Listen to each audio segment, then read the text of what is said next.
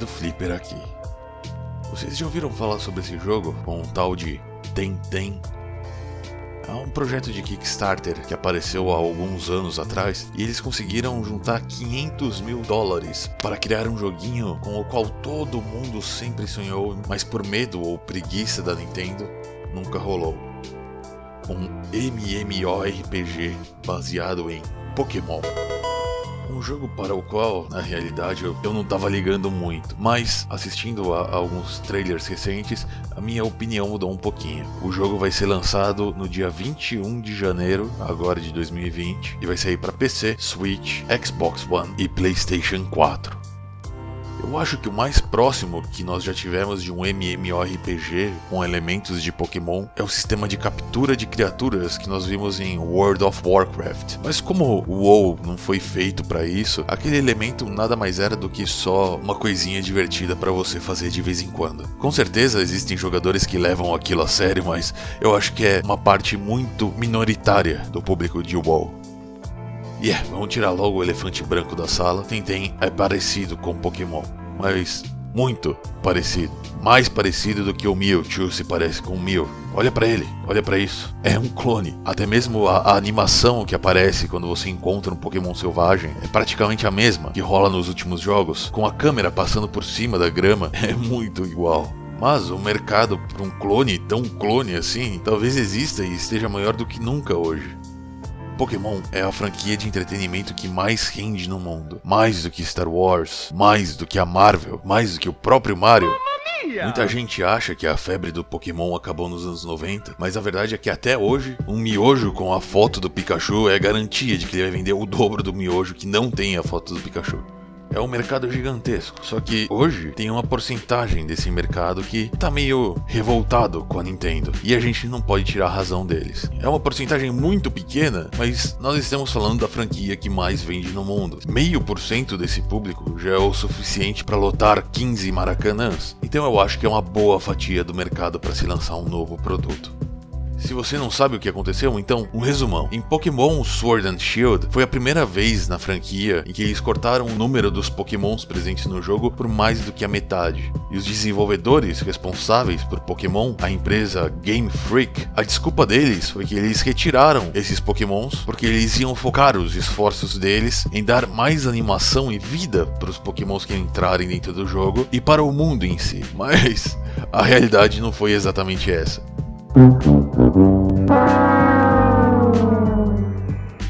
Grande parte das animações de Sword and Shield vieram das versões de 3DS, e a preguiça de fazer animações ao longo do jogo inteiro é simplesmente patética. Por exemplo, um cara entrando num elevador. Os desenvolvedores fizeram questão de mudar o ângulo da câmera e focar em alguma outra coisa para não ter que animar a porta do elevador abrindo, o cara entrando dentro e a porta fechando. Sabe aqueles jogos de PlayStation 1 quando você olhava para trás mexendo apenas o analógico que controla a câmera e a animação do seu personagem virando era bizarra, como se ele estivesse andando no mesmo lugar? Pois isso acontece em Pokémon com praticamente todos os personagens, inclusive com um Pokémon lendário. Nem com o cacete do Pokémon lendário eles tiveram cuidado de fazer uma animação decente. E o mundo, vamos só dizer que eles tiveram a cara de pau de utilizar texturas de árvores de Ocarina of Time, um jogo de Nintendo 64. Então muitos dos fãs mais ávidos ficaram decepcionados ao ver os seus Pokémons favoritos sendo cortados com uma desculpa tão esfarrapada.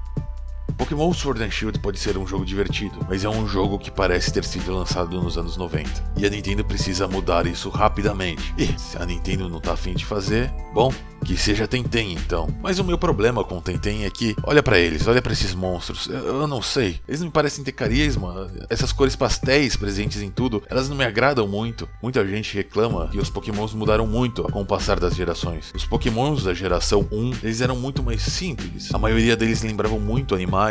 E Tenten parece estar baseando muito nesses Pokémons da primeira geração. Mas eu não sei. Olha o Crabominable, um dos Pokémons que eu mais gostei de uma das gerações mais recentes. Quando você olha pela primeira vez, ele parece fazer jus ao nome. Ele parece abominável. Mas quando você presta atenção, eu não sei. Ele parece ser divertido, diferente, criativo. E sim, o designer principal de Pokémon disse que o maior desafio de Pokémon é fazer com que todas as criaturas pareçam amigáveis. E as de Tenten certamente parecem amigáveis, mas nada muito além disso.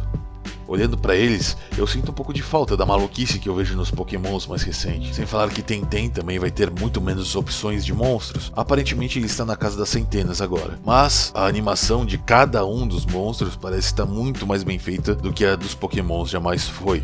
Mas eu não sei, olha para esses personagens, para esse mundo, tudo parece muito genérico, lembra jogos de celular chinês, sabe? Porém, tudo bem, pode ser apenas questão de costume. Quanto mais eu vejo esses vídeos, mais eles caem no meu gosto, mais eu pareço me acostumar com eles. Mas olha essas imagens, eles não parecem serem todos muito parecidos para Pokémons de tipos diferentes?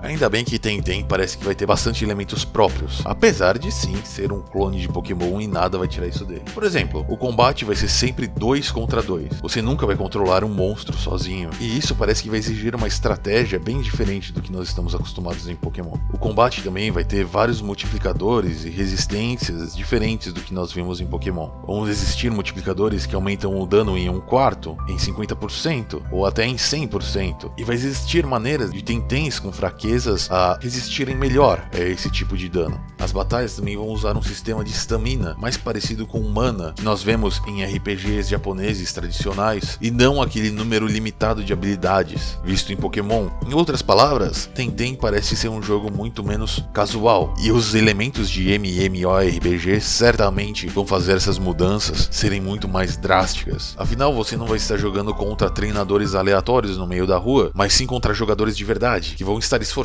em ganhar das batalhas tanto quanto você.